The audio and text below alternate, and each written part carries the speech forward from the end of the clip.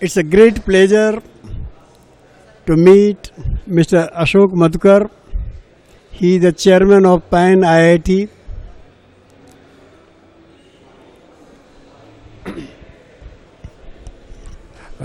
Thank you very much. It has really been an honor for me to be here to attend the Startup Masterclass session, which is very exciting and inspiring. What we are seeing here is a movement which will become Pan-India, and Pan-IIT will support the movement across the country. It is a great effort to bring the younger generation forward, and Bangalore is almost the capital of the entrepreneurial society of India. So that is what I feel, that SMC, what is being done here, will be a replicable model which Pan-IIT will take across the country. Mr. Ashok, what do you think about the Startup India vis-a-vis role of IITs? See, the IITs provide the students who become entrepreneurs. So Startup India is a program which supports the students who want to become entrepreneur. And it has many facets to it. One, the ecosystem, the access to resources, and the opportunities.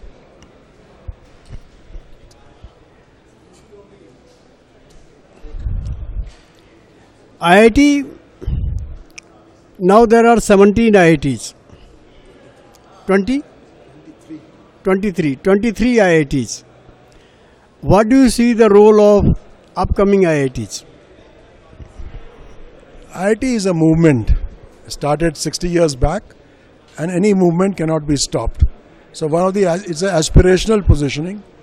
Every state wants an IIT. So we had 8, then we added 8, so became 16. Now we've added 7, so now we have 23 IITs. And each IIT will find its own space. The only thing that IIT should maintain is the cosmopolitan culture of the students and the faculty. It should not become regional, then it will lose its charm. Message from you to Startup Masterclass. Just keep going. It's a big inspiration for us, and we hope to make this a regular feature across the country, one. Secondly, we also now working out to be able to build a much larger platform through our own venture capital, which will support the startup. It will take time, but I think this SMCs has sown the seed of a need, and we hope to look forward to a bright future for all the young entrepreneurs. Thank you. Thank you very much, sir.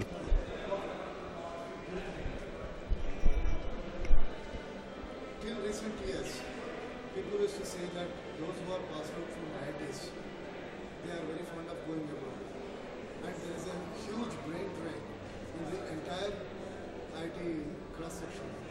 So when the liberalization happened, globalization happened, now there are a lot of opportunities are booming up within India.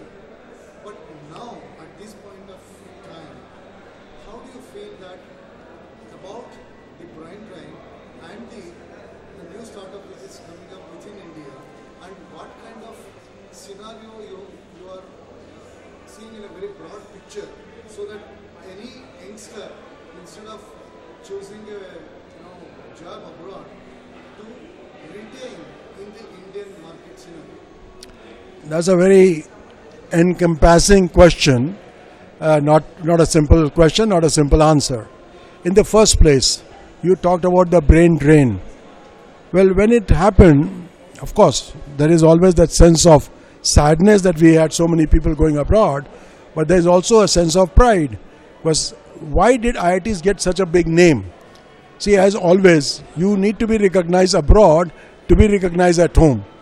So it is the San Jose and all that area which the IT industry made IIT. It's a play of I and T, right? Now coming to what is happening and the younger generation today, there's a major shift. When the IIT started, we wanted to create centers of excellence for the country. So the focus was on technologies being created, and they were more to deliver technologies through various job opportunities. But we have shifted in the last 60 years to an entrepreneurial society, and there's no better place to talk of it than Bangalore, which is, as I said earlier, is the capital of the entrepreneurial society. So what you will see in the new era that's coming in, there would be a major change happening on the social space of the country. The entrepreneurship and the enterprise development will happen on what is called impact enterprises, which will bring about a lot of social change. And the younger generation is demonstrating that they are leaving corporate jobs to come in that space. The entrepreneurship approaches, I have talked to a lot of people here who are in an enterprise space, which will have very long-term impact on the young minds who are getting into IITs and those who are graduating out of IITs. So the future is extremely bright. I don't think you will see the brain drain anymore. India is such an attractive destination that there will be no brain drain. Our gain would be really the loss of others today. Thank you. Now one more question. You said that you have 25 IITs across India. 23. 23, fine. Though there are many numbers passing out of IITs, there are a lot of corporates coming up in India. Even then, India is facing a drastic leakage or lag in R&D sector, which is where we can develop pure indigenous technology apart from IT. I'm not talking about IT, whereas in manufacturing sector, whereas in automation sector, whereas in FMCG sector, whereas various other industrial sectors are facing a pure indigenous technology. Though we have a lot of scientists, a lot of IITs, those who are coming out of colleges, and we have reputed scientists, why can't we have indigenous technologies even today? Let's go back to why IITs were created. IITs, by the Act of Parliament, were created as institutes of higher learning. You mark my words. They were not created as institute of research and development. That's the fundamental principle. So all institutions of learning need to create their own knowledge. That is over time. Also, the pressing needs of times are different. Now you have different institutions for research and development. The CSIR framework was all built for research and development. The DRDO framework was built for research and development. So while IITs have been talked about in terms of very low publications, very low PhD numbers, but suddenly we have now increased the intake on the PhDs. Also in between period, there was a problem of getting people interested in doing a PhD program. For that matter, graduates are not willing to become postgraduates also. So PhD was far away. But now with a lot more encouragement, lot more willingness of people and less interest in going abroad, probably will lead to a situation where you create an ecosystem in which research and development becomes an important part. Second part is there are soft skills and soft research, and there are infrastructure based research. I don't think personally the IITs have that kind of physical infrastructure capacity to get into high-end research programs. Who's going to sustain them over the cost? Because they are not happening over a 12-month period. It could take 10 to 12 years. So continuity-based programs, very well funded, have already started. IIT Kharagpur has been designated as a partner for the railways technology development. And so is happening with other institutions. So this partnership between the line ministry or the corporates who are covered under the line ministry and the IIT. So we need a tripartite government, industry and the IITs. That's the situation. Since India is agricultural based country, 70% of the people are based on agriculture, there is one major complaint I heard that those who are passed out from IIT, they are not able to grow people, which is related to agriculture and rural development.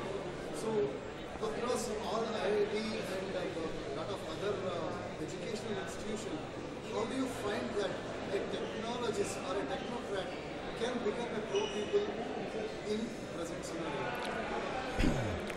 See, the pro people or anti people is a different issue, right?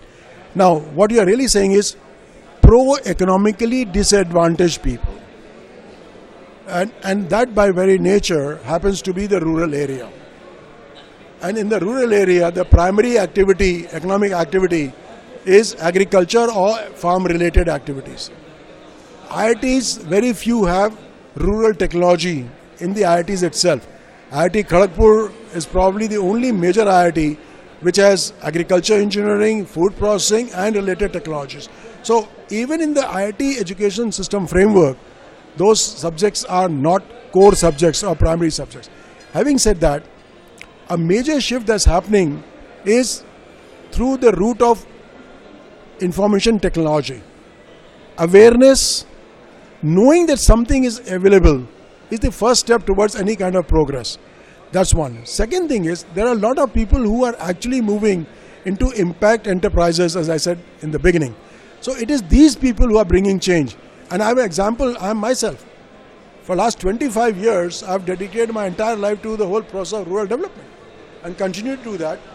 Pan IIT is building a center of excellence in the East Zone, anchored by IIT Kharagpur, which will focus on rural development.